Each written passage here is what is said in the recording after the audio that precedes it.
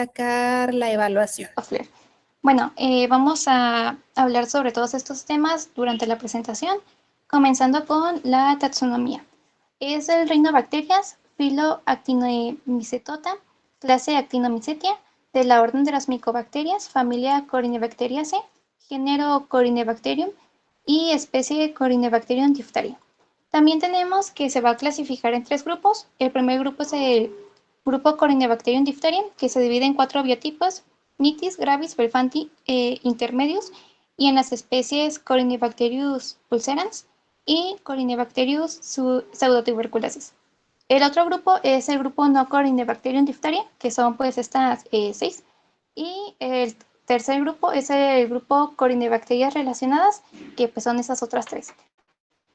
La taxonomía, pues tenemos 2 cepas, que una es la toxigénica, esto porque produce la toxina. Esto ocurre cuando el bacilo adquiere un bacteriógrafo, que es el beta-corinefago, que lleva la información del gen tox, y la cepa no toxigénica, pues que no contiene este gen. En su metabolismo tenemos que es aerobio, anaerobio facultativo, catalasa positivo, oxidasa, fermentador positivo, y crece a una temperatura de 35 grados y tiene un pH de 7.6. Su metabolismo está centrado en la conservación, el metabolismo de aminoácidos y la producción de energía que le va a permitir a la bacteria sobrevivir y proliferar en mucosas y en la piel. Bien, espérenme un poquito. Aquí vamos a hacer, mientras van exponiendo, vamos a hacer como un tipo repasito para acordarnos de algunos conceptos y aparte nos van a ayudar a decirlos. ¿Se acuerdan aquella vez que hicimos en clase los dibujitos, que repartimos las pruebas y demás? Entonces, al equipo que le tocó, ¿qué era la catalasa? Ahorita que nos conteste y nos diga qué es qué significa y qué es la prueba de catalasa que salga positivo. Al que le tocó qué es la oxidasa, así es que regrésense a sus dibujitos que nunca me mandaron por el WhatsApp, que esta Valentina quedó de mandármelos y no me los mandaron. ¿Qué es la oxidasa positivo? Fermentador, ya sabemos, ya lo vimos con nuestras cajitas, que fermentador era un tipo de metabolismo incompleto en donde nos daba un producto orgánico, ya decíamos, en este caso podría ser ácido láctico, que hacía que cambiara o que virara nuestras cajitas y que nos ayudaba a identificarlos. Metabolismos aerobios, ya sabemos, bueno, o si alguien quiere opinar o se quiere acordar qué es un metabolismo aerobio, y qué es el crecimiento anaerobio facultativo, y listo.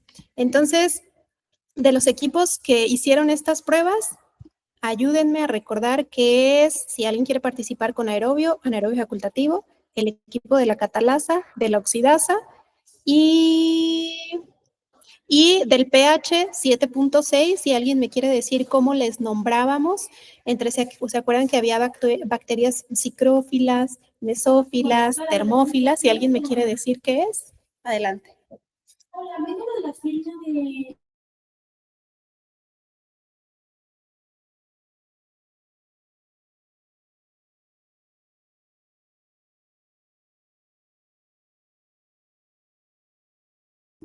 Alesa.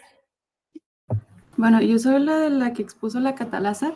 La catalasa es una enzima antioxidante que la función es de descomponer el peróxido de hidrógeno, y cuando se dice que la prueba es catalasa positivo es que pues se muestran como burbujitas, que es cuando descompone el peróxido de hidrógeno en agua y oxígeno. Excelente, y lo vemos en la práctica, muy bien. Espérenme un segundito, para que los demás sigan revisando y ahorita me levantan la mano quién va a participar. Eso también lo voy a tomar en cuenta. Yo ahorita les digo, denme 2 minutitos nada más.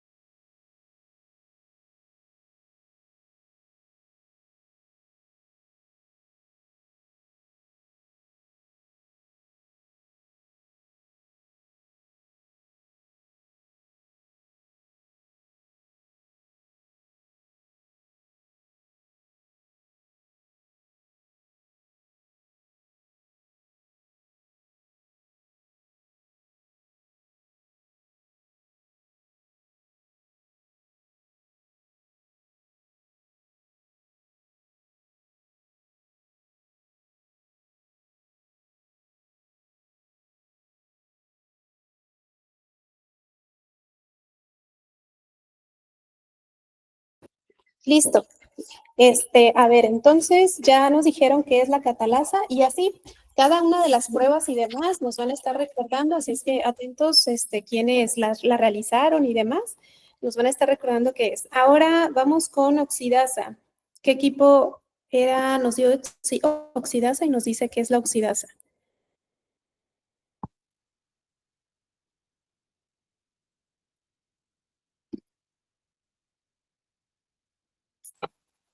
Ay, no los escucho.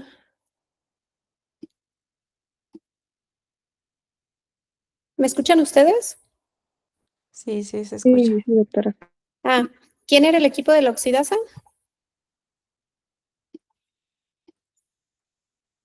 Nadie. ¿O lo está revisando? Nos pueden decir, lo estamos revisando sin problema.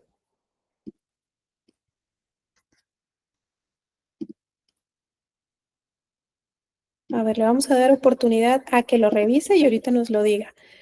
¿Quién levantó la mano? Perla. Perla. Yo iba a decir lo del metabolismo aerobio. Sale, ¿no? Está bien, adelante. Sí. Sí, sí. Pues nada más que necesita oxígeno para producir energía. Normalmente son 38 ATP por glucosa Ujú. y pues las tres etapas principales, las cuales son la glucólisis, el ciclo de Krebs y la fosforilación oxidativa. Ok, muy bien. Así vamos recordando, muy bien. También había levantado la mano Regina. Estoy buscando mi lista, ¿eh? Ahorita me dicen sus apellidos. Regina. Pues creo que iba de la mano con lo que yo iba a decir, lo que es anaerobio facultativo, Ajá. que puede, en caso de que no haya suficiente oxígeno o que este sea muy poco escaso, que también puede crecer pues en presencia o en ausencia de oxígeno mediante la fermentación o respiración anaerobia. Ujú. Muy bien, entonces tiene esa capacidad, excelente. Vamos dos, ahora, ¿cómo se llamaban aquellos que crecían a temperatura de 7.6 aproximadamente?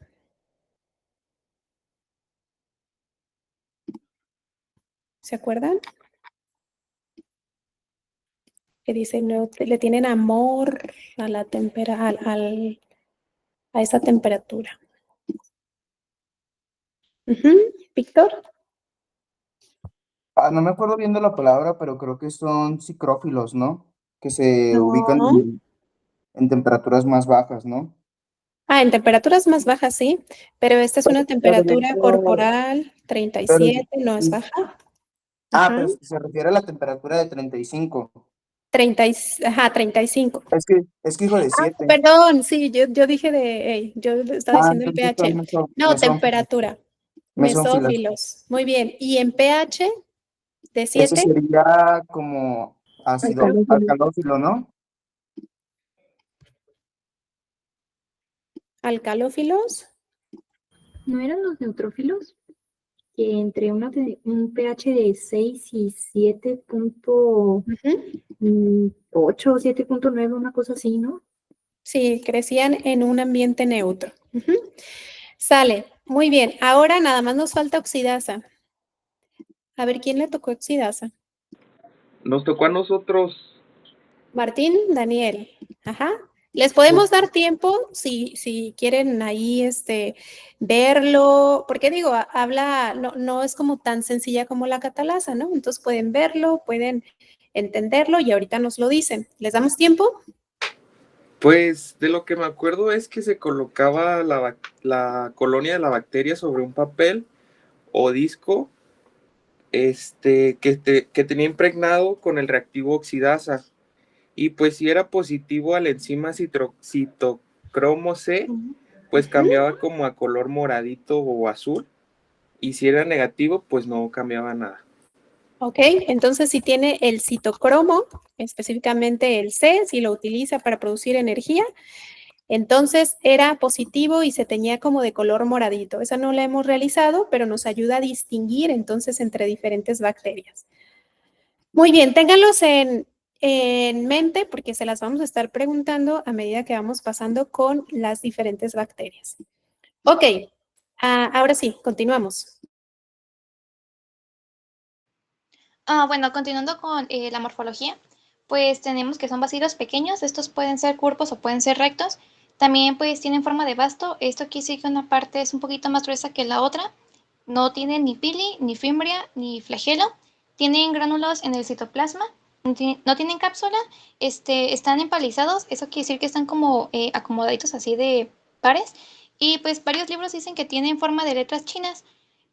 También son aerobios, no producen esporas y son gram positivos. En los factores de virulencia, pues tiene tres, que es el ácido corinemicolénico, el ácido corinemicolíco y la toxina difterica. Esta tiene dos cadenas, la A y la B. La cadena A bloquea la translocación del polipeptidil ARN y la cadena B se une a los receptores de membrana. Y su mecanismo de virulencia. Pues tenemos que aquí está la toxina. Esta se va a unir al receptor que se llama factor de crecimiento epidérmico similar a la heparina. Y bueno, ya cuando estén unidas, esto va a ser gracias al dominio R de la subunidad P de la toxina. Ya cuando estén unidos, gracias al sistema clatrina, va a entrar la toxina por medio de endocitosis. Y bueno, aquí las enzimas proteolíticas van a escindir los puentes de disulfuro que conectan la subunidad A con la B. Y pues en medio de un pH bajo, la toxina va a tener un cambio conformacional. La subunidad T se va a ir a la membrana del endosoma, lo que va a permitir que la subunidad A salga del endosoma y pues ya estando afuera, esta va a encargarse de catalizar la transferencia del ADP ribosa del NAT sobre el factor de elongación 2, lo que va a hacer que se inhiba la síntesis de proteínas y van a ocasionar la muerte celular. Bueno, pues Excelente, súper bien explicado. A ver, ¿estamos grabando esto? No, ¿verdad? Yo lo estoy grabando, si quiere le paso el link al último. Sí, sale, me parece bien, para que lo repasen si es que tienen duda. Muy bien, adelante. bueno, pues aquí está escrito por si le quieren dar una leída. Y la transmisión. Bueno, esta bacteria se transmite de humano a humano mediante las gotitas de flush, el contacto con lesiones y con fomites, aunque es raro con los fomites.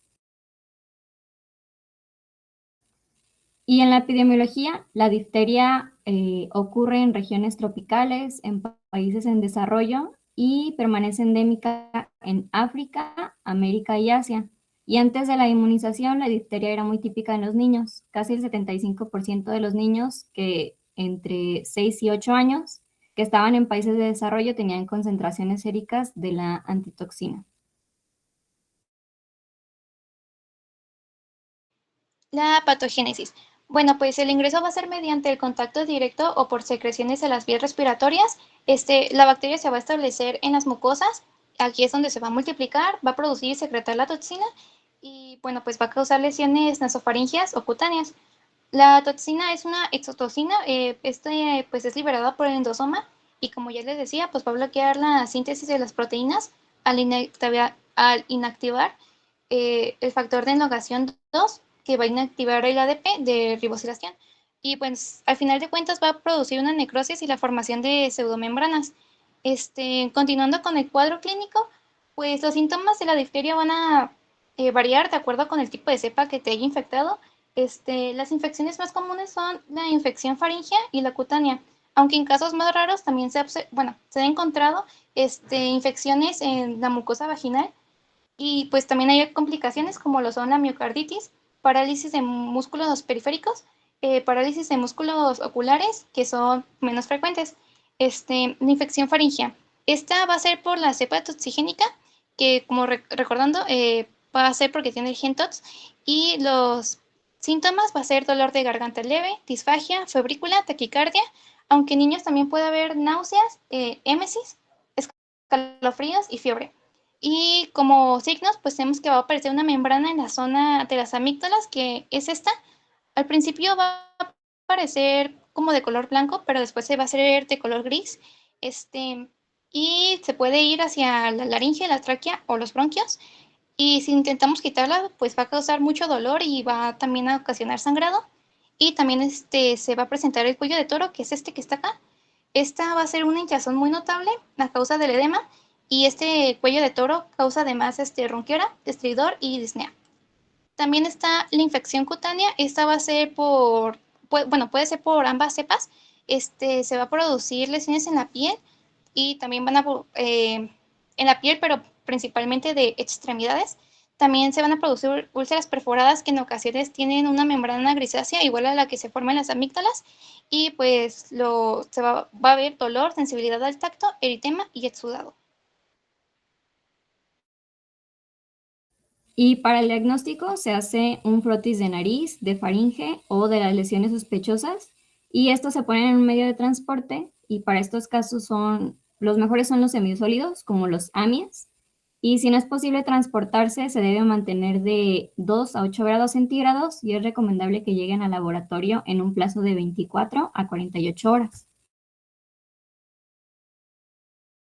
Y para sembrarlo se puede utilizar el agar telurito, que está compuesto de digestivo pancreático de caseína, digestivo papaico de soya, cloruro de sodio y telurito de potasio. Aquí la caseína y la soya van a dar fuentes de nitrógeno y de aminoácidos, y la soya va a aportar carbohidratos. Este medio es para el diagnóstico diferencial de bacterias tolerantes al telurito, que van a reducirlo. Y cuando se siembra la bacteria, aparecen colonias de color negro que alrededor tienen un halo de color marrón.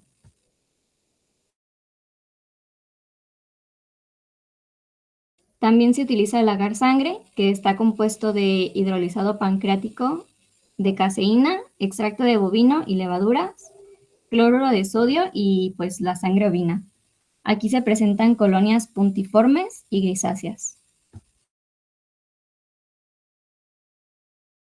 Y también se puede utilizar el agar suero de Loeffler, que está compuesto de proteasa peptona, dextrosa, cloruro de sodio y suero de res. Estos van a dar sustancias nitrogenadas y nutrientes para el crecimiento de la bacteria. El crecimiento de estas colonias se va a apreciar pues más chiquitas, circulares, lisas, con un borde entero y en color crema con el centro pues algo elevado y gránulos metacromáticos que son vistos en una tinción que es la tinción azul de metileno. Y bueno, otros métodos para la identificación de la bacteria es el método de Elek, que este es un método de inmunoprecipitación in vitro que va a ayudar a determinar si la cepa que se sembró es toxigénica o no. En este se va a colocar una tira reactiva de papel filtro que va a contener la antitoxina diftérica en el centro de la placa y las cepas que se van a analizar, que es la muestra del paciente, y una toxigénica positiva y otra negativa se van a sembrar en una línea y en ángulo recto, o sea, como acostaditas. Aquí la antitoxina se va a difundir lejos de la tira de papel y la toxina producida por las cepas productoras se van a difundir lejos del crecimiento en una zona de equivalencia que va a formar esta línea de precipitina que indican que la cepa produjo la toxina. Tiene que pasar de 24 a 37 grados en incubación. Bueno, tienen que pasar 24 horas a 37 grados de incubación y se va a examinar para ver si hay estas líneas de precipitina. Las líneas de precipitina son las que se ven en diagonal. Y si estas salen, significa que la cepa sí produce la toxina.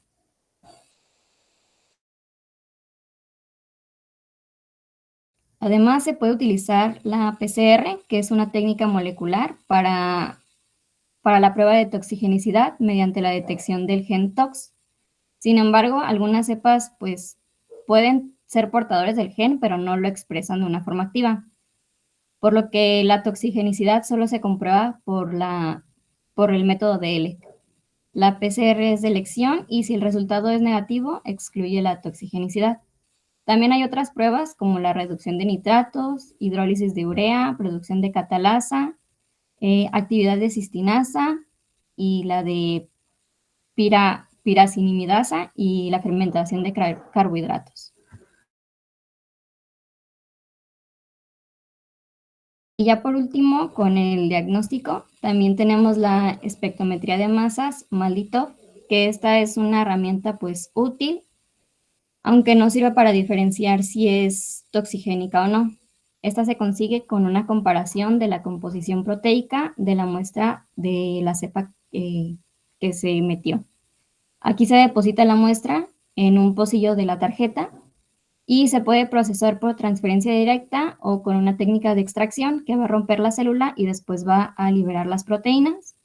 Y la muestra tiene que estar bien distribuida por toda la placa. Aquí esta muestra se va a dejar secar a temperatura ambiente y después se va a añadir a la matriz que va a absorber la energía del láser UV y va a formar iones. Se va a introducir al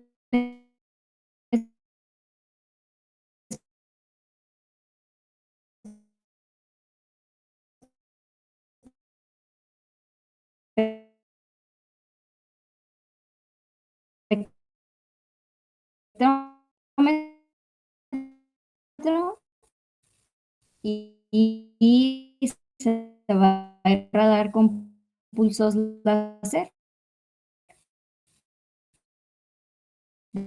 de UV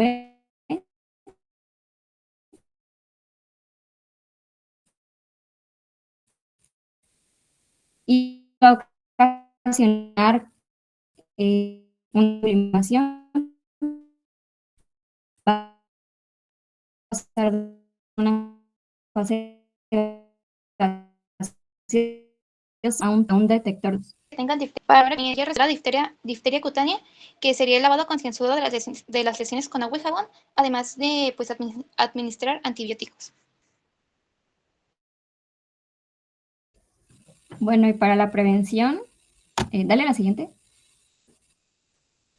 Se utiliza la vacuna DPAT, que es una vacuna acelular que se aplica a los 2, 4 y 6 y 18 meses, y la vacuna DPT, que es la triple bacteriana, que es de células enteras, que se aplica a los 4 años de edad en el brazo izquierdo y es intramuscular. De igual manera, los adultos deben recibir el refuerzo de la vacuna cada 10 años y también las embarazadas. Esta vacuna puede generar algo de dolor y enrojecimiento en la zona, malestar, irritabilidad y fiebre de 38.5 grados y pueden aparecer algunas ronchas.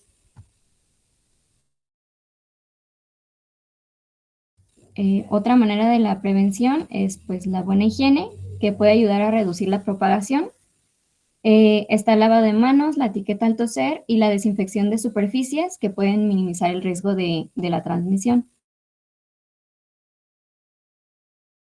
Y también ayuda a aislar a la persona infectada, que además de iniciar el tratamiento de manera inmediata, ayuda a detener la propagación hacia las demás personas. Y bueno, vamos a continuar con las otras bacterias coroniformes, que son estas 7. Y pues bueno, la primera es la Corynebacterium pseudotuberculosis.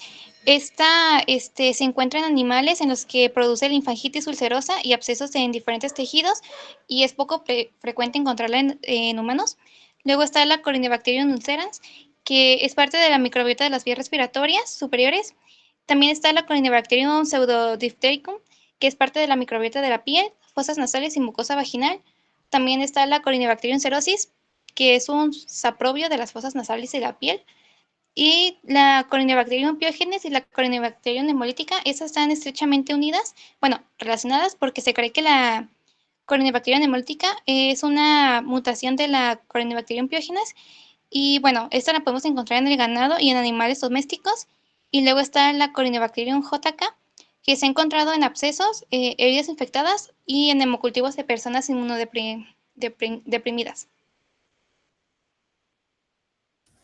Y bueno, el factor de virulencia es la toxina dermonecrótica, que es producida por la Corynebacterium ulcerans, pseudotuberculosis, hemolítico y piógenes, que va a facilitar pues la actividad de estas.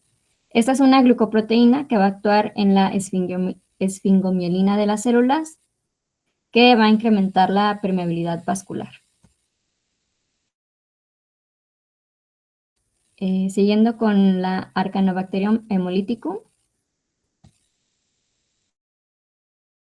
En su metabolismo, pues tenemos que esta es una bacteria gram positiva, es un bacilo facultativo, anaerobio y catalasa negativa beta hemolítico. Esta bacteria se considera comensal de la piel y de la nasofaringe y es la causante de la faringitis en adolescentes y adultos jóvenes. Tiene una mayor incidencia entre los 15 y los 18 años y se transmite por gotitas producidas por la tos y la secreción nasal.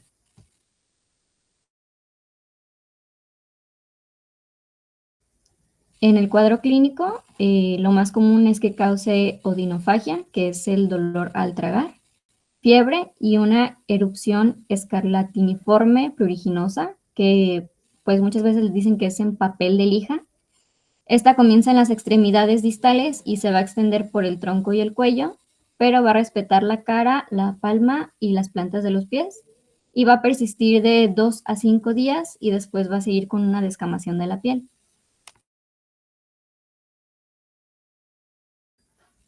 En el diagnóstico, pues se requiere el aislamiento de un cultivo de oxidado faríngeo de la lesión y tiene un crecimiento óptimo a 37 grados en agar sangre con del 5 al 10% de oxígeno. Y la identificación también, dale la siguiente.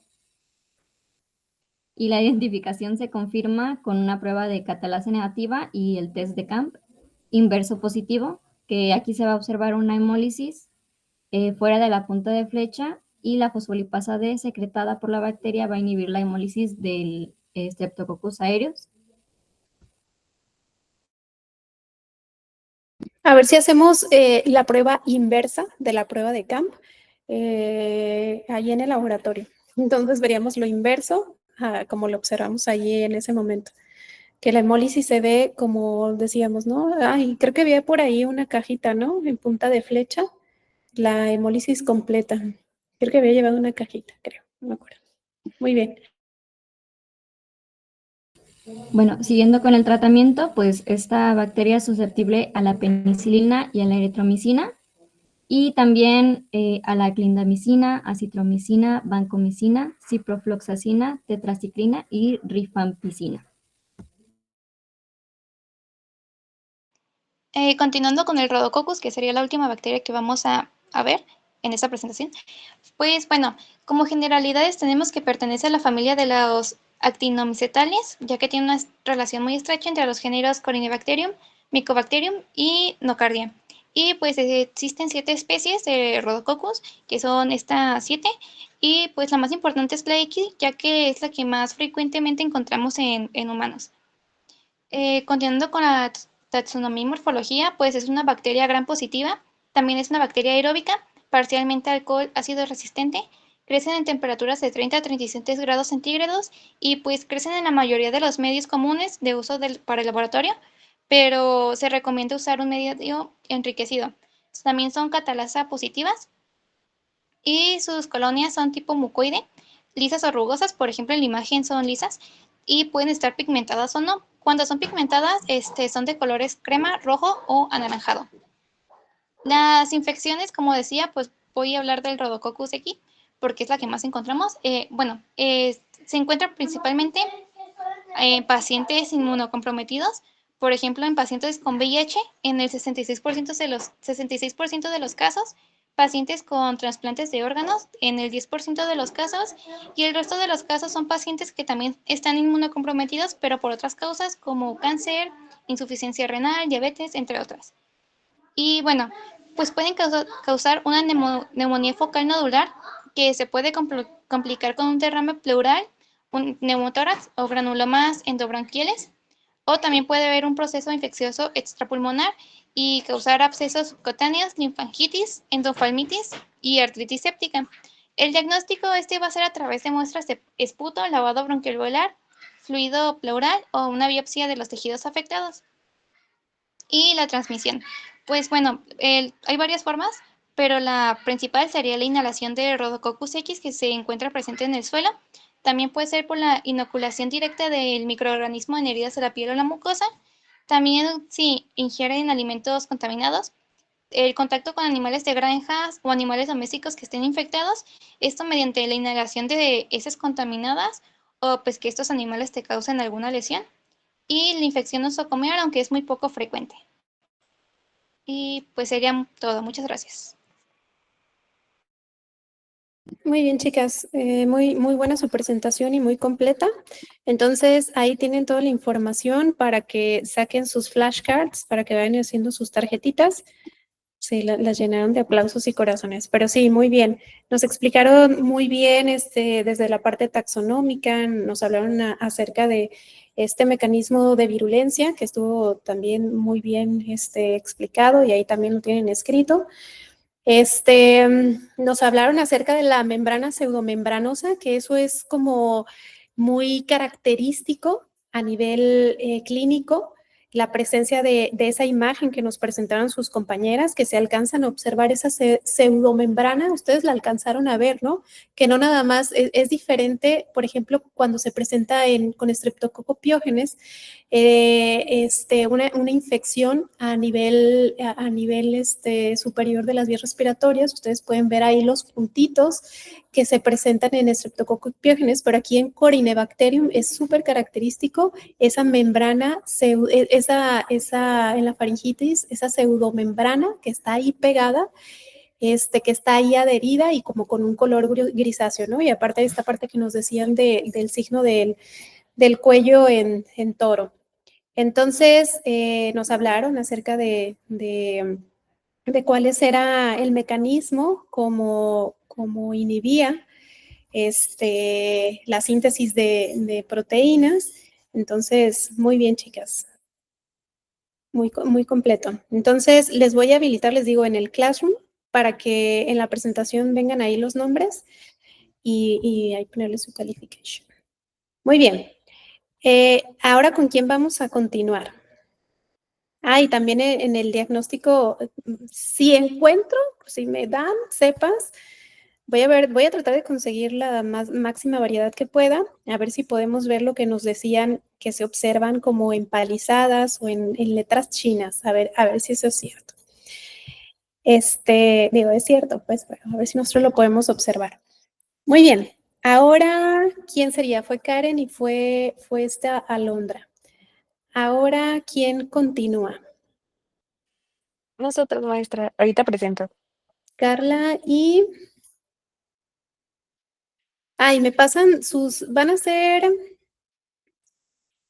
sí, 8 preguntas para que no sean tanto. Entre 5 y 8 preguntas, Karen y Alondra, de lo más importante de su presentación, así de cosas que tengan que saber y que quedarse, como lo de la toxina, como esos signos y síntomas, para incluirla en el cuestionario del examen. ¿Sale?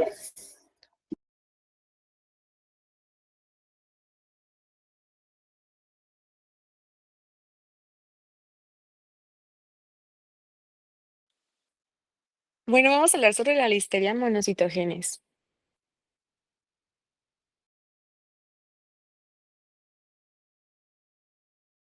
Bueno, antes que nada, pues el género Listeria está formado por 26 especies y subespecies, de las cuales la Listeria monocytogenes es el patógeno humano más significativo.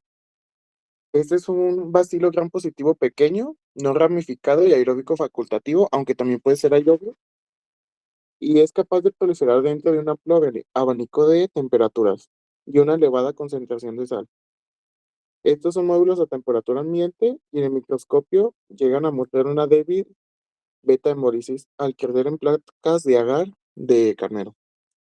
Y como podemos ver, su clasificación es Luminobacteria, en su filo es una bacilota, antes llamada Firmicutes, pero pues ya correcto, es el bacilota. Su clase es bacilar, su orden son bacillales, su familia es Listeriaceae, un género Listeria y una especie Listeria monocytogenes. Y pues podemos ver que tiene una pared celular. Este no encuentra una pared celular, ADN, ribosomas, citoplasma, flagelos y el bacilo. En la pared celular podemos encontrar las proteínas de superficie interna, antígenos somáticos O, antígenos flagelar H, fosfolipasas y listeroliosina. Y este es un microorganismo no encapsulado. Siguiente. En su morfología parecen como bacilos cortos, de forma aislada, en parejas o en cadenas cortas. En la tisón de Gram pueden confundirse con el Streptococcus pneumoniae y a su vez y a su vez también porque ambos causan meningitis. No es ramificado y es, como ya he mencionado, es un anaerobio facultativo. Este no forma esporas y en condiciones de crecimiento pues es capaz de un amplio rango de temperaturas desde el 1 a los 45 grados Celsius y en altas concentraciones de sal. También es capaz de crecer a temperaturas en el refrigerador de 4 grados Celsius y esto pues es una característica distintiva clave para diferenciarlo de otras bacterias. Siguiente. En cuanto a su metabolismo, pues ya había mencionado que es un anaerobio facultativo, pero esta bacteria es flexible ya que no necesita el oxígeno para sobrevivir, pero si lo tiene a la mano lo va a utilizar. Con oxígeno pues va a hacer aerobiosis, que es aerobio, y pues realiza respiración aerobia, que es eficiente y le permite crecer rápidamente usando el oxígeno. Pero también cuando no se encuentra oxígeno, usa la respiración anaerobia, que cambia la fermentación, lo cual es menos eficiente, pero pues le permite crecer en ambientes donde no haya aire. Su fuente de energía pues es un quimiorganotrofo, que pues obtiene su energía y carbono de compuestos orgánicos. Es sacarolítica, lo cual quiere decir que degrada azúcares y utiliza la glucólisis para descomponer la glucosa. Su producto de fermentación clave va a ser el ácido láctico después de su fermentación de los ácidos mixtos. Produce pues el ácido láctico. Siguiente. En cuanto a su mecanismo de supervivencia, es un psicótrofo que es tolerante al frío, ya que es una de sus características más notorias, ya que es capaz de crecer y metabolizar pues de 1 a 45 grados Celsius, lo que implica que a la diferencia de los demás patógenos, que a la refrigeración se detiene su crecimiento, pues la Listeria monocitógenos no lo hace y puede seguir multiplicándose y alcanzar dosis infecciosas de los alimentos que pues, se guardan en el refri. Es halotolerante, o sea, tolera la sal, ya que su metabolismo le permite sobrevivir y crecer en altas concentraciones, como en las carnes, embutidos y quesos curados. Que pues en otras bacterias, pues la sal inhibiría su crecimiento, pero pues en esta no. Y también es tolerante al pH, ya que puede crecer en un amplio rango de pH de 5 a 9.6, que pues le permite sobrevivir en alimentos relativamente ácidos y en el ambiente ácido del estómago. Ya, siguiente. ¿Me escuchan? Sí. Sí. Ok, bueno, yo les voy a hablar sobre los mecanismos específicos de la virulencia. Siguiente, por favor. Bueno, todo se resume en esta imagen. Yo se los voy a ir explicando en orden del alfabeto. Si no se lo saben, no se preocupen, yo tampoco. Pero pues les voy diciendo, ¿va? Bueno, primero empezamos con la invasión pues de la bacteria, ¿no? Que es en la A. Bueno, arriba de la A, donde apenas va ingresando la célula. Y pues esta bacteria usa proteínas que se llaman E-caderina y la c-Met para entrar por medio de la endocitosis de la célula. Puede invadir células fagocíticas y no fagocíticas. En en el B es el lisis de la vacuola, que una vez ya endocitada esta bacteria queda un fagosoma. Para escapar, utiliza listeriolicina O y perfora la membrana, y con la ayuda de las fosfolipasas ayuda a destruir la vacuola. En la C es la replicación, ya ven que hay como dos. Ya en el citoplasma la bacteria se replica pues libremente. En la D es la polimerización de la actina. Esta expresa una proteína que es la ACTEI, que está ahí. Esta proteína lo que hace es que recluta pequeños filamentos de actina y se dan de cuenta que con la actina se forma la cola de la bacteria que se llama cola lactina y pues esta la utiliza para impulsarse dentro de la célula. En la E es la propagación de célula en célula y con la fuerza de la cola de lactina es que se impulsa dentro de la membrana y pues se fagocita por células vecinas. Esta bacteria evita el contacto con anticuerpos del sistema inmune porque no sale directamente al espacio extracelular. En la F es la ruptura de la vacuola en la doble membrana. Al entrar a la nueva célula queda en la vacuola con doble membrana y vuelve a utilizar la interlimina y la E-caderina. Y pues así se repite el ciclo con las células que pueden infectar. Siguiente.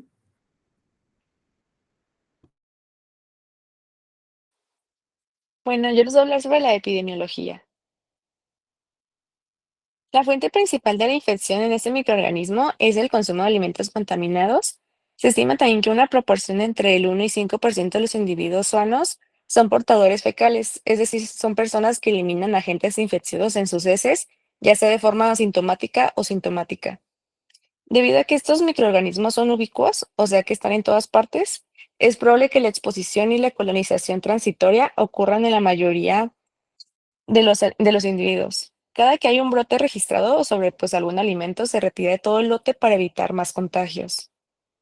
La listeriosis humana es una enfermedad esporádica que se ve durante todo el año, con epidemias focales y casos esporádicos de listeriosis asociados al consumo de carne poco hecha, como las salchichas de pavo, carnes frías, leche o queso no pasteurizados o contaminados, vegetales crudos mal lavados y repollo, aunque pues también puede ocurrir que productos frescos tengan un brote, aunque suele ser más que nada inusual. Debido a que la listeria pues puede crecer a un amplio intervalo de valores de pH, como mencionaron, así como temperaturas frías, los alimentos con un pequeño número de microorganismos pueden presentar una notable contaminación tras un tiempo prolongado en refrigeración. Si la comida no está cocinada o ha sido de manera inadecuada, como por ejemplo que se prepare la carne en el microondas o se coman las salchichas de pavo, antes, pues, cuando todavía están como medio, pues, se supondría que serían frescas, puede aparecer la enfermedad.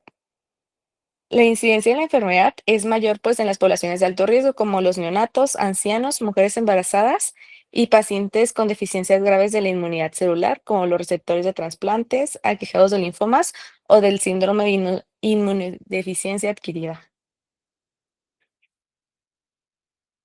En la patogénesis, es un patógeno facultativo intracelular que, pues, como bien dicen, pueden sobrevivir en la exposición de enzimas proteolíticas, ácido gástrico y sales biliares gracias a la acción protectora de los genes de respuesta al estrés. Las bacterias pueden adherirse a las células hospedadoras mediante la interacción de las proteínas de la superficie bacteriana con los receptores de las glucoproteínas en la superficie de la célula hospedadora. Otras interlinas, pues, pueden reconocer estos receptores en una gama de células hospedadoras más amplia. Los estudios con animales pues nos han dejado ver que la infección se inicia en los enterocitos o en las células M de las placas de Peyer, después de penetrar en las células. El pH ácido del fagolisosoma que rodea a las bacterias activa la citolicina, formadora de poros o listeriolicidina O, y dos enzimas diferentes de fosfolipasa C, lo que conlleva la liberación de las bacterias en el citosol de la célula. Estas bacterias se replican y posteriormente se mueven a través de la célula hasta la membrana celular. Este movimiento pues, es mediado por una proteína bacteriana, como dijeron que era la ATA, la cual se localiza en la superficie celular en un extremo de la bacteria y coordina el ensamblaje de la actina. Los extremos distales de la parte final de la actina permanecen fijos mientras el ensamblaje ocurre en la zona adyacente al extremo de la bacteria. Por lo tanto, pues esta bacteria es empujada hacia la membrana celular y forma una protrusión o filopodo que obliga a la bacteria a pasar a la célula adyacente o a la vecina. Se repite este proceso de lisis fagolisosómica y replicación bacteriana y movimiento direccional. La entrada pues, de los macrófagos, después de haber atravesado las células que recubren el intestino, conduce a estas bacterias hasta el hígado y el vaso, lo que produce la diseminación de la enfermedad. Los agentes responsables pues, de la lisis de la membrana, la replicación intracelular y el desplazamiento direccional se agregan y están regulados por un solo gen, que sería el gen TRFA o el gen de factor regulador positivo. Estas bacterias, la manera en que pues, pasan desapercibidas es que se pueden replicar en los macrófagos y pueden moverse en el interior de las células, evitando pues así la eliminación mediada por anticuerpos.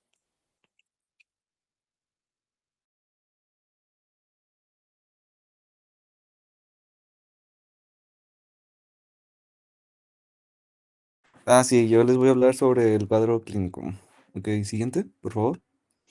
Y pues bueno, al contraer esta bacteria puede ser asintomático en muchas veces, pero a veces usualmente te da síntomas gripales y síntomas gastrointestinales por ser una bacteria que se mete a tu cuerpo por medio de la ingesta pues, de alimentos, se mete eh, a tu sistema digestivo.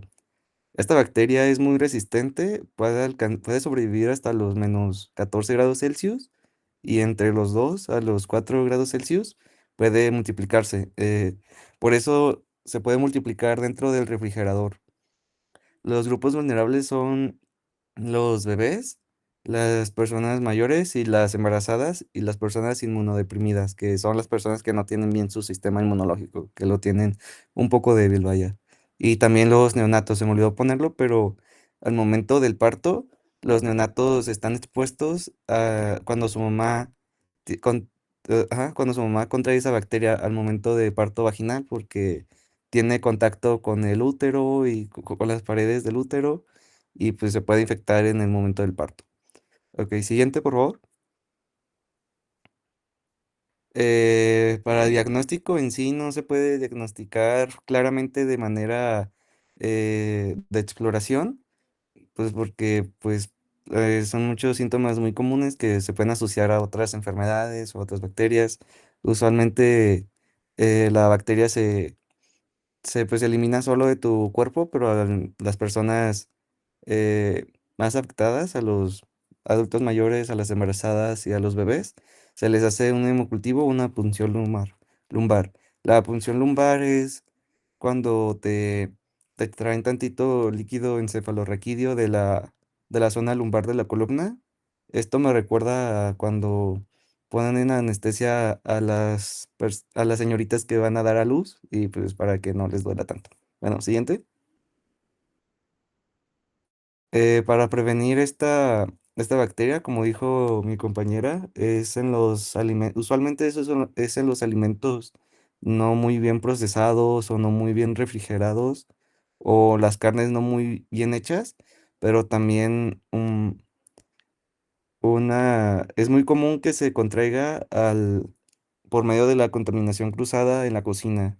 Por eso es muy importante usar tablas diferentes para diferentes alimentos para cortar, de que pollo, para carnes rojas, para carnes blancas, para verduras, y también es muy importante lavar bien las verduras, no consumir quesos blandos, pasteurizados, embutidos, pescados humanos refrigerados. Las personas inmunodeprimidas es muy recomendable no consumir quesos blandos porque usualmente es por este motivo que contraen esta bacteria. Ok, siguiente. Y el tratamiento para las personas que sí les da grave, como dije, usualmente sí se te elimina la bacteria sola, pero hay algunas personas que no, y pues usualmente les ponen, o sea, pues les recetan ampicilina o gentamicina. Y en caso de alergia, con trimethazol y eritrimicina. Ok, siguiente. Y pues ya, sería todo.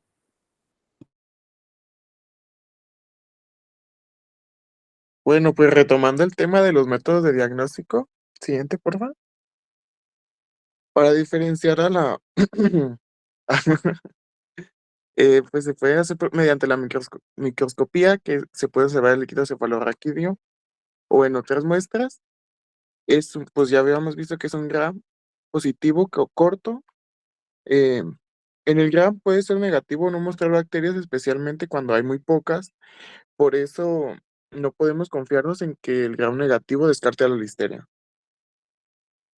Y por eso se tomaría el cultivo, que se cultiva en medios convencionales, que es sacar sangre, ya que y aquí forma colonias pequeñas, grisáceas, con hemólisis leve, que pues es básicamente una zona clara alrededor. También puede crecer en agar conqui, pero pues ya que la listeria no fermenta la lactosa, pues va a formar colonias incoloras.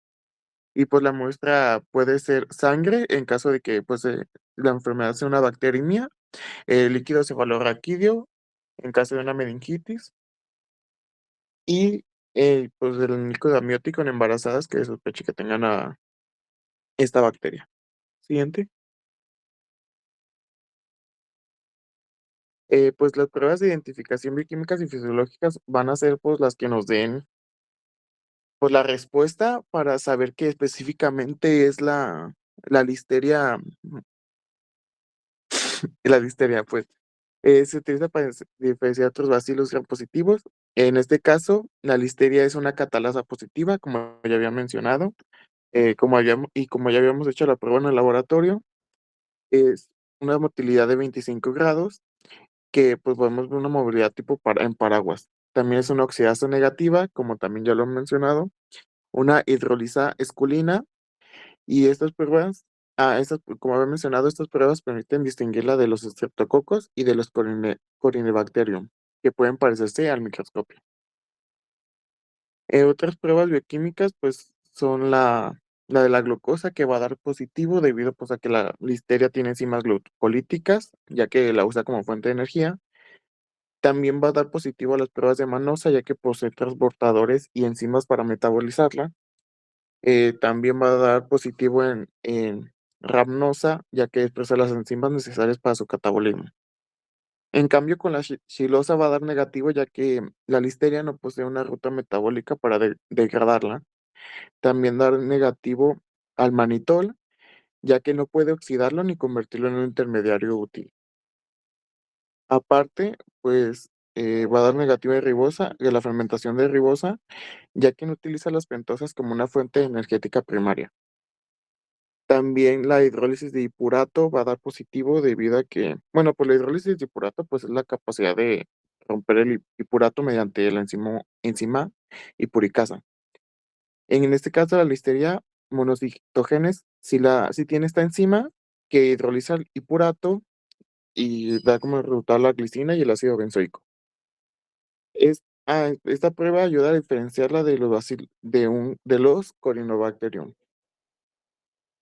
Pues como había mencionado, la movilidad de 25 grados, ya que, ya que la listeria tiene esta movilidad debido a sus flagelos perítricos. En este caso, si la prueba se hace a los 37 grados Celsius, la movilidad disminuye, ya que la expresión de los flagelos de la listeria baja. También, como ya se había mencionado en el test CAP, pues es una prueba donde se coloca la listeria cerca de una bacteria productora de hemolicina. Generalmente va a ser un estafilococo aureus y va a dar como un resultado positivo, ya que se incrementa la hemólisis en forma de flecha o punta de lanza, que, a ver, ya que la listeria produce una mucilina, que es específicamente la listeriolicina SER-O, que sinergiza con la hemolicina del Staphylo aureus. Y pues como ya me he mencionado, pues el caso de que su característica clave, pues que la listeria puede crecer en frío, ya que modifica los lípidos de su membrana para mantener la fluidez y también expresa proteínas que permiten la replicación en temperaturas bajas. Y pues la prueba de PCR, que también pues, se utilizaría por una detección rápida, sobre todo cuando el cultivo puede tardar o no es una opción, y pues es útil en los alimentos y en brotes epidemiológicos.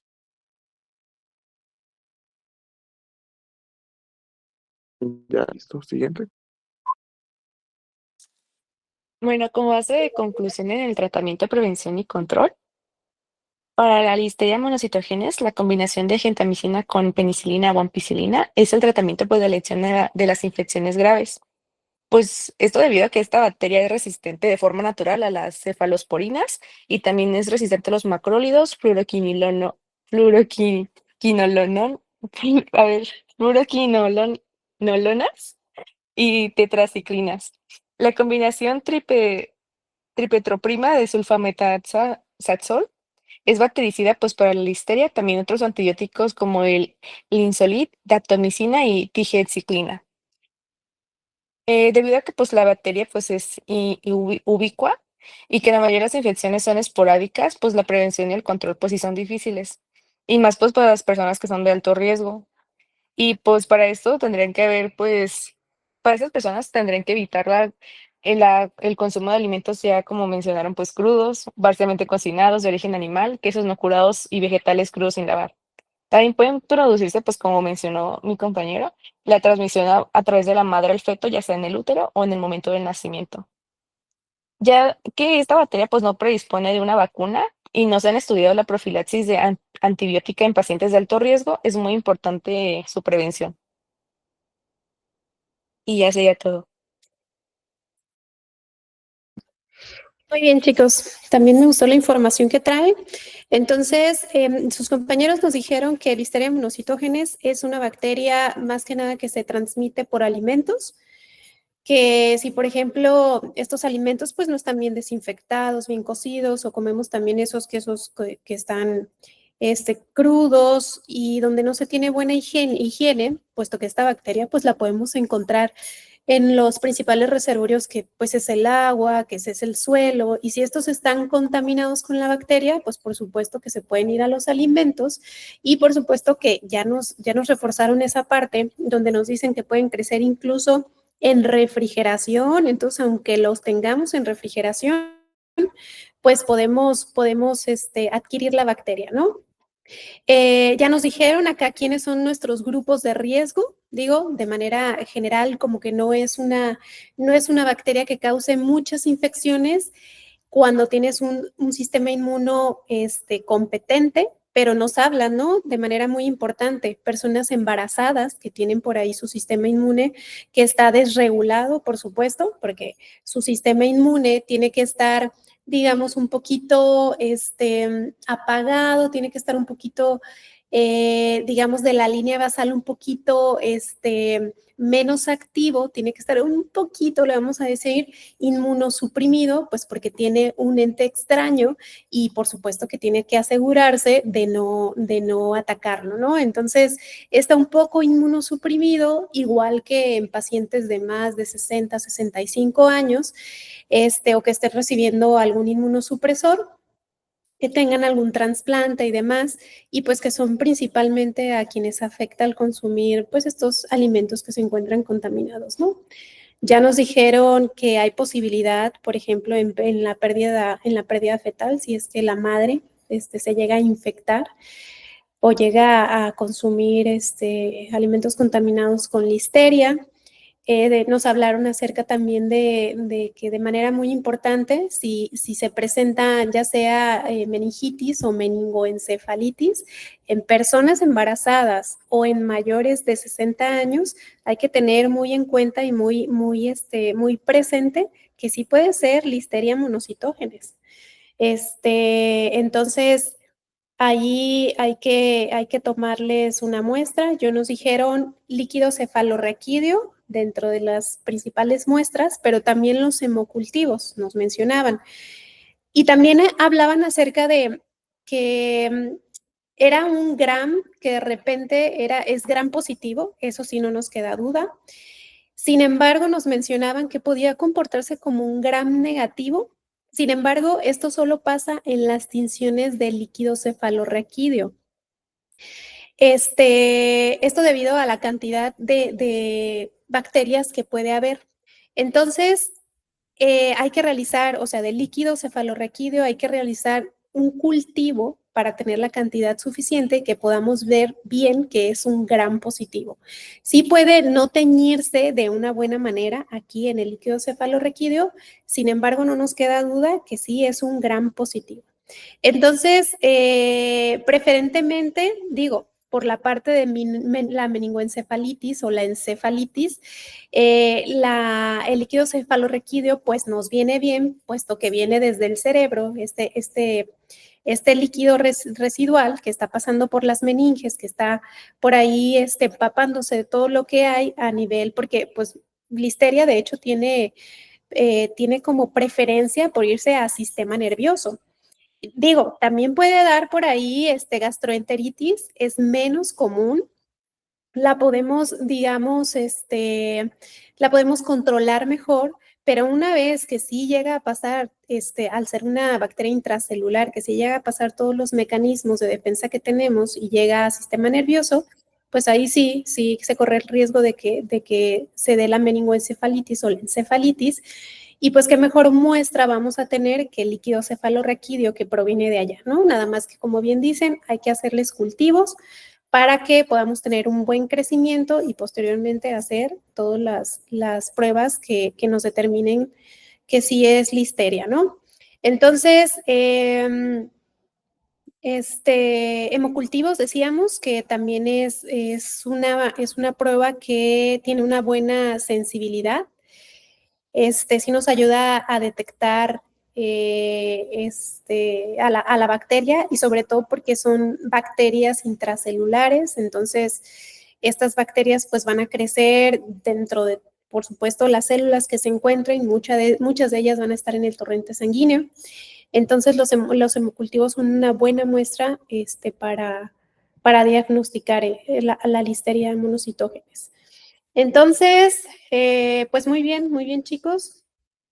Ahí cuando piensen en listeria, piensen en que puede crecer en frío, está en alimentos, o sea, frío, food, que está en alimentos, que puede generar pérdida del feto, o sea, otra F, frío, food, pérdida del feto. Y pues bueno, ya nos dieron también acá el tratamiento. Y muy bien, entonces ya tenemos toda la información lista también para ponerla en nuestra flashcard. Ahora, ¿con quién nos vamos? Nos toca a nosotras con Bacillus anthracis. Uy, qué miedo. Muy bien. Ahí vamos, maestra, vamos a presentar la pantalla. Sí, esperamos aquí.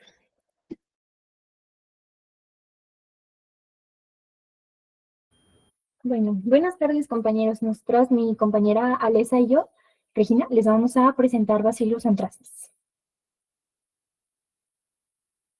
Vamos a tocar los temas. Bueno, primero vamos a dar una pequeña introducción al tema, hablando muy poquito acerca de la familia Bacilliaceae, o como se pronuncie. Vamos a hablar de taxonomía, metabolismo, factores y mecanismos de virulencia, patogénesis, el cuadro clínico, diagnóstico y tratamiento, y para finalizar la epidemiología y prevención. Hablando acerca de la familia Bacilliaceae, constituyen una amplia colección de más de 50 géneros que comparten una característica en común, y es que todos forman esporas. Gracias a esa capacidad de formar esporas, pueden sobrevivir en ambientes durante mucho tiempo. Esto les confiere la característica de ser ubicuos, es decir, que los podemos encontrar en suelo, en agua, en aire, en vegetación, en animales, etc. Entonces es muchísimo más común de lo que creemos. Los géneros de mayor importancia clínica pues van a ser Clostridium y Bacillus. Los bacillus específicamente son bacilos aerobios grandes que forman cadenas. Utilizan fuentes de nitrógeno y carbono para crecer. Y hablando acerca de relevancia clínica, vamos a encontrar dos principales, Bacillus anthracis, del cual vamos a hablar ahorita, y Bacillus cereus. Hablando específicamente del antracis, bueno, es el agente etiológico del anthrax, o también llamado carbunco. Esta enfermedad ha tenido una gran relevancia no solamente por su impacto en la salud, sino también por su uso en el bioterrorismo. La personita que vemos en el recuadro blanco se llamaba, Bruce Edwards Evans.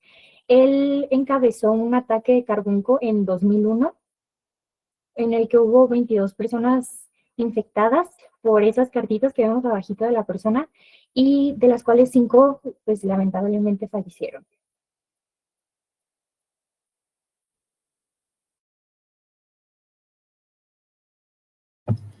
Bueno, el anthrax es una bacteria del género Bacillus, específicamente de la especie Bacillus anthracis, como lo dijo mi compañera. Este es un microorganismo grande de alrededor de 3 a 8 micrómetros que se dispone de manera aislada en parejas de bacilos o a veces en cadenas largas en forma de serpentina. Esta se clasifica como aerobia o anaerobia facultativa, pero con preferencia al oxígeno. tiene pues la respiración aerobia, que esta pues crece con oxígeno y lo usa como aceptor final de electrones y pues produce más energía o ATP. Y la otra es la fermentación anaerobia, que esto recurre a la fermentación en ambientes con poco o nada de oxígeno. Usualmente fermenta glucosa y lo genera en ácido, que según yo es el ácido acético, y pues produce menos ATP. También no es exigente, crece óptimamente en temperaturas entre 35 y 37 grados Celsius y obviamente pues forma esporas.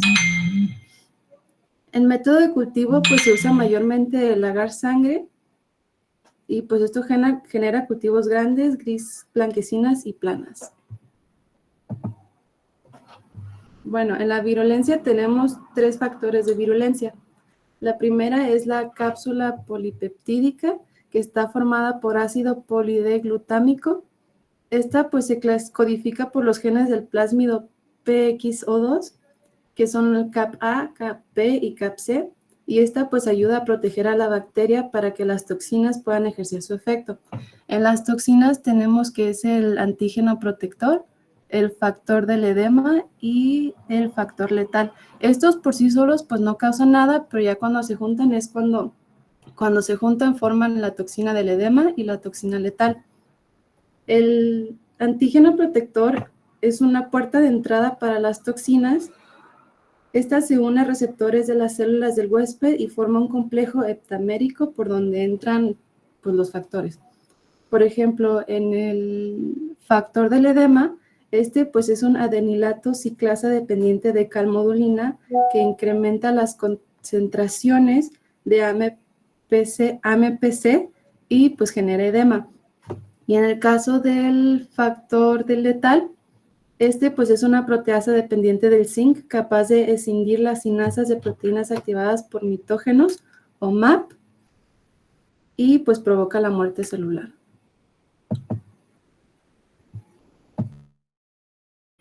Bueno, hablando acerca de la patogénesis o la patología, de forma muy general y muy sencilla, vamos a tener estos 6 pasitos, ¿no? Que, bueno, generalmente la infección se va a contraer por la penetración de las esporas a través de heridas de la piel o mucosas. También, pero en menor cantidad, puede ser ingerido en comidas, especialmente carnes crudas o mal cocidas. Y muy rara vez es por inhalación. Las esporas van a germinar en los tejidos de la vía de entrada, es decir, la nariz en caso de inhalación, la piel en caso de, pues, de que sea cutáneo, o pues todo el tracto gastrointestinal, ¿no? Su crecimiento va a dar lugar a un edema gelatinoso y la congestión. Después, el microorganismo se va a propagar por vía linfática hacia la sangre, y ahí en la sangre se va a multiplicar libremente, pues, hacia los tejidos también, ¿no? Van a provocar una respuesta tóxica que va a estar acompañada de una serie de síntomas que vamos a ver un poquito más adelante a detalle, pero los más importantes o los de relevancia son la mediastinitis hemorrágica, neumonía, meningitis y las erupciones cutáneas. Después, y ya por último, va a suceder la septicemia. La septicemia por anthrax es básicamente el paso previo a la muerte. Realmente es muy poco probable que una persona se recupere después de ya presentar septicemia, y se van a detectar más de 10 a la séptima potencia mililitros justo antes de la muerte de la persona.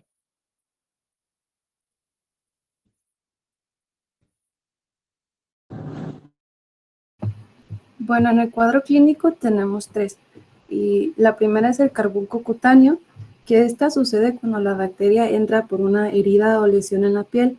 Empieza como una pápula indolora en el lugar de la lesión, que se transforma rápidamente en una úlcera rodeada de vesículas para convertirse en una escara necrótica. Estos pues pueden aparecer signos sistémicos, linfadenopatías dolorosas y un edema masivo. Pues si no se trata correctamente, tiene una tasa de mortalidad del 20%. La otra es el carbunco digestivo, que sucede cuando se ingieren alimentos contaminados de anthrax y depende de la zona de infección.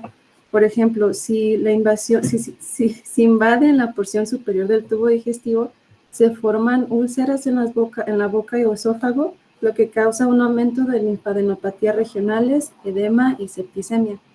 Y, por ejemplo, si hay una invasión del ciego o el ileón terminal, el paciente puede presentar o presenta náuseas, vómitos, diarrea con sangre, malestar general y el cuadro evoluciona con rapidez a una enfermedad sistémica. Y la mortalidad es cerca del 100%. El último es el carbunco por inhalación, que esta se asocia a un periodo prolongado de latencia de 2 meses o más en el que las esporas pueden permanecer latentes en las fosas nasales y los pacientes permanecen asintomáticos. En la enfermedad activa, las esporas alcanzan las vías respiratorias inferiores, donde los macrófagos alveolares ingieren las esporas inhaladas y las transportan a los ganglios linfáticos mediastínicos. Los síntomas clínicos iniciales son inespecíficos, pero pueden ser la fiebre, mialgias, tos no productiva y malestar. En la segunda fase de la enfermedad, la fiebre y edema empeoran y aparece una adenopatía mediastínica que origina el estrechamiento mediastínico. Por ejemplo, este es normal y este ya es el estrechamiento. Y casi todos los casos evolucionan a shock y muerte a lo largo de los 3 días siguientes al comienzo de los síntomas, a no ser que exista una sospecha de este carbunco y se instaura un tratamiento de forma inmediata.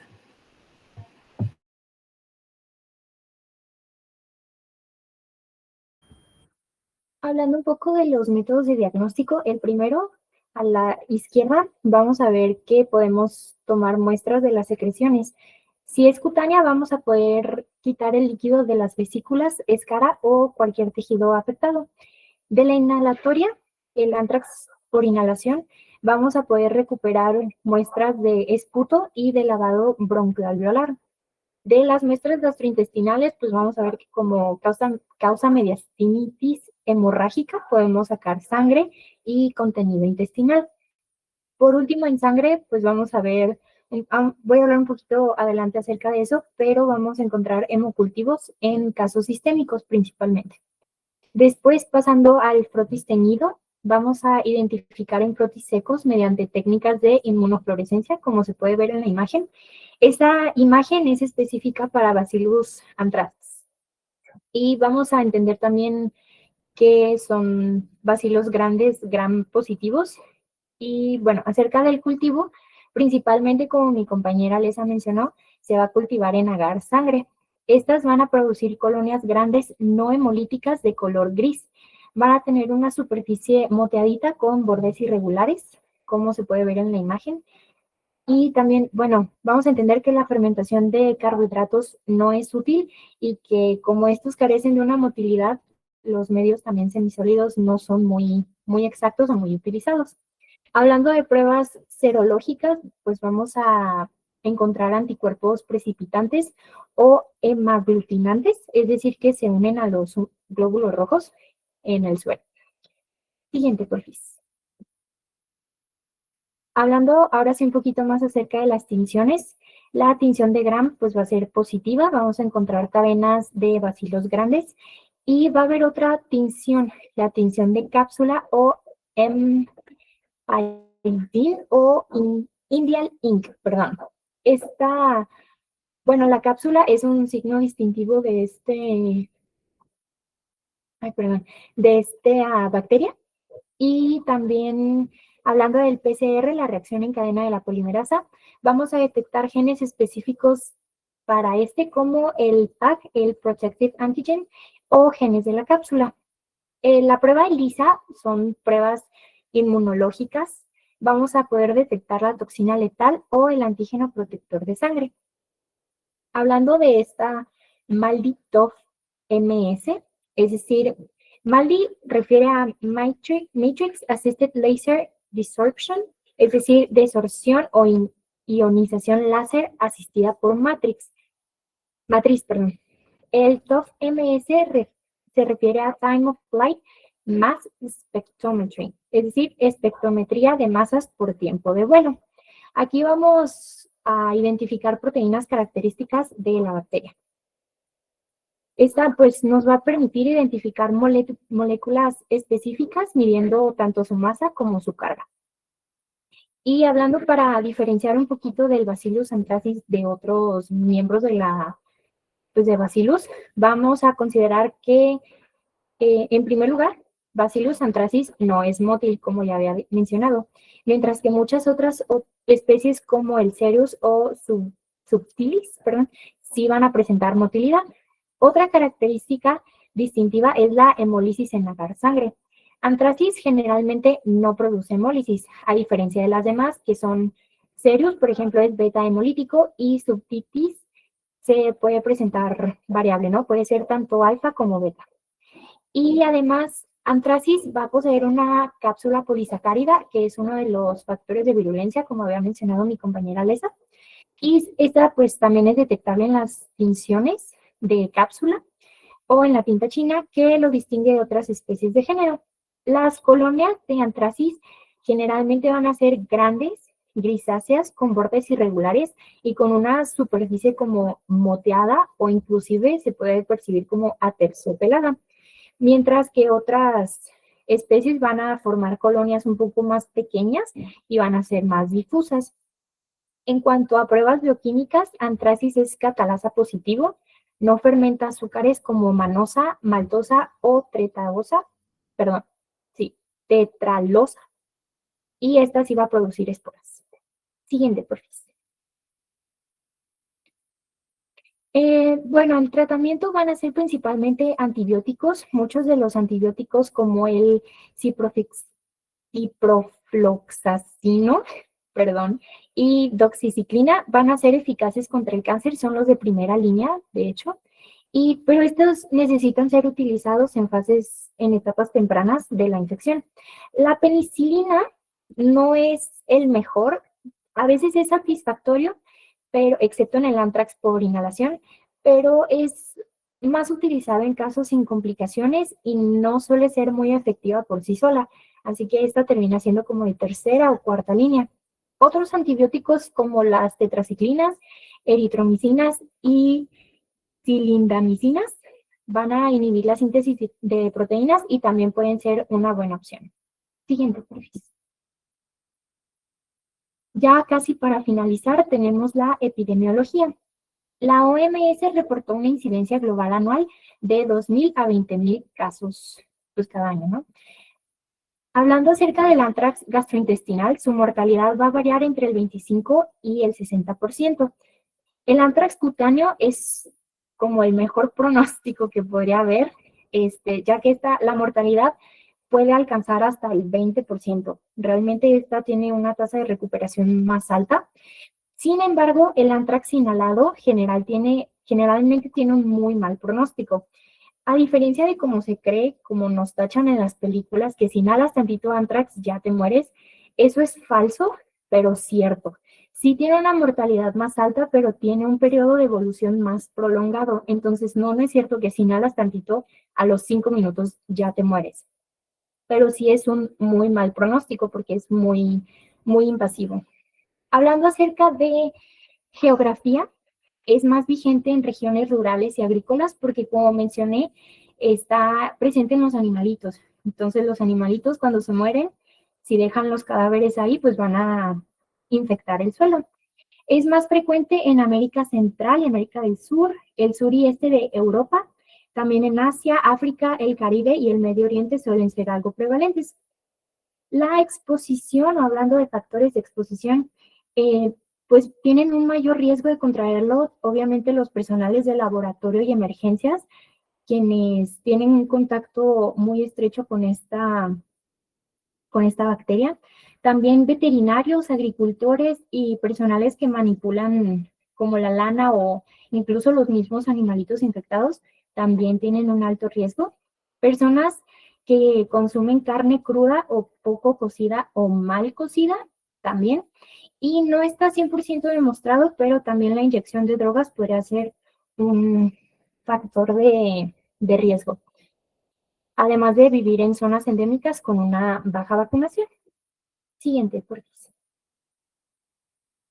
Hablando de prevención, vamos a entender que existen algunas medidas de control que van a ser la incineración o entierro de cadáveres animales, la descontaminación de los mismos animalitos o de los productos. También en caso de personal de laboratorio y personal de pues sanitario, van a existir los vestidos protectores y guantes y todo lo que es el EPP, es decir, el equipo de protección personal. También la inmunización de animales y personas con un riesgo más grande. Hablando de la vacuna contra el anthrax sí existe y está aprobada para personas o adultos de mayores de 18 años, pero solamente forma parte de un esquema de vacunación particular para las personas con mayor riesgo de exposición laboral. Estas personas deben recibir 5 dosis de la vacuna intramusculares. La primera dosis es cuando se identifica el riesgo y las dosis restantes a las 4 semanas, a los 6, 12 y 18 meses después de la primera dosis. Después de esto se necesita el refuerzo anual para una protección continua. Y pues obviamente las precauciones estándares, ¿no? Seguir las buenas prácticas de control de infecciones, higiene de manos, el uso de equipo de protección personal. Y aunque es un poco difícil de eliminar por completo de las superficies, debido a la resistencia que le confieren las esporas, los principales agentes desinfectantes para la destrucción son el formaldehído, el glutaraldehído con un pH de 8 o de 8.5. Uno más bajo no va a ser funcional. El peróxido de hidrógeno y por último el ácido peracético. Y es todo de nuestra parte. Muchas gracias por su atención. Muy bien, chicas, también muy bien explicado y muy buena la información. Entonces, digo, acá lo explicaron muy bien, no hay mucho que decir al respecto más que cuidarnos. Ya nos explicaron hasta incluso algunos mitos con respecto al anthrax y que fue utilizado en su momento como arma bioterrorista, ¿no? Muy bien, entonces también les voy a pedir igual unas 8 preguntas a ustedes, 8 preguntas de los 3 equipos que pasaron. Me las van a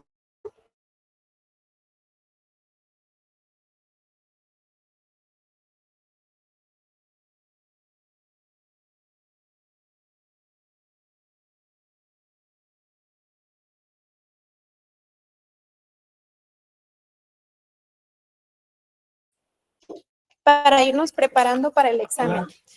Entonces, como que se fue un poquito. Les digo que nos van a pasar esas preguntas de lo más importante y vamos a ir estudiándolas para el examen, poco a poquito, no nos las vamos a echar todas juntas. Como que estoy teniendo problemas de conexión, ¿me escuchan? Sí, doctora, sí se escucha, pero sí hace rato se cortó lo que comentaba. Ok, muy bien. Entonces, nos vamos a quedar aquí con estos 3 equipos. Prepárense mañana otros 3 o 4 equipos y vamos a continuar. Y también vayan preparando sus preguntas, ¿sale? Maestra, ¿cuándo cree que hagamos el examen? Lo vamos a hacer una vez que terminamos las exposiciones. Yo creo que en unos 15 días más o menos. Jessica. ¿Y de cuántas preguntas va a ser el examen? Nada más. De muchas preguntas. Bueno, gracias. Vamos a ver de cuántas preguntas. Pero vamos estudiando las que nos vayan dando sus compañeros. ¿Sale? Muy bien. Alondra. Sí, ¿se las mandamos a usted por correo o se las mandamos a Valentina o cómo se las mandamos? Voy a habilitar el Classroom para que me suban la presentación y también para que la suban, me la suban ahí, pero también creo que esas no las pueden ver sus compañeros, ¿no? Sus tareas. Sería más bien que las publicaran en el muro para que todos tengan acceso. Ok, bueno, muchas gracias. ¿Sale? Y las flashcards van a ser para final, ya que terminemos también todas las exposiciones. Eso se los voy a contar como un examen, las flashcards. Así es que háganlas completas y bonitas, no el último día. Sofía. Maestra, una duda rápida. Para el SICOM, ¿sí vamos a tener clases o no? ¿Qué fechas son? Son del 24 al 28. Ok, hay que apurarnos para que puedan asistir al SICOM. Nos apuramos con las expos o movemos los días, ¿sale? Pero sí, ustedes sí váyanse anotando, los que quieran ir, váyanse anotando. El SICOM también es algo muy bueno que les sirve para su actualización. Entonces nos ajustamos y vemos fechas alternativas, sino para conectarnos, ¿sale? Muy bien. Entonces, nos conectamos mañana o nos vemos mañana. Mañana nos ponemos de acuerdo en un ratito con Valentina. ¿Sale? Gracias, Cuídense, maestra. Que tenga chicos. bonito Sale, día. gracias, Gracias, maestra. doctora. Hasta Buen luego. día. Hasta luego, buen día. Bye, bye. Gracias, maestra. Bonito día. Adiós. Bye, bye.